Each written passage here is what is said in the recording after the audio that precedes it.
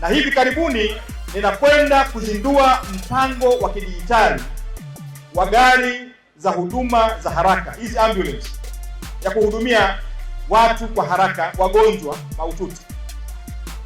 Uzinduzi huu ambao tunakwenda kufanya hivi karibuni wa kidijitali, Mtanzania akiwa na simu ya kidijitali atakuwa na uwezo wa kujua gari ya ambulance ya kubebea wagonjwa mahututi iko wapi na inatoka wapi. Kama ilivyo Uber, tunakwenda kuzindua mpango huu, na wananchi watahudumiwa bure bila kutakiwa kulipa gharama ya mafuta.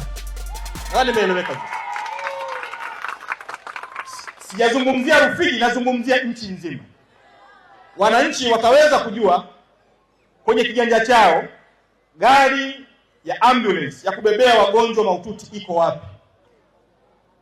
Hata walioko Dar es Salaam, walioko Mwanza, akiingia kwenye simu yake atasearch, ataona ambulance ya karibu ina dakika moja, atairequest, itakwenda kubeba mgonjwa bure kumpeleka kituo kilicho karibu cha afya. Mpango huu wa taifa tunakwenda kuzindua hivi karibuni. Wataalamu wangu wanaendelea kufanya michakato ili kujua gari ziko wapi, na Watanzania wataweza kurequest, kuomba huduma pale ambapo mgonjwa amepatwa na madhara, na gharama ya gari hii itakuwa ni bure kwa kila Mtanzania. Haitatakiwa kuchangiwa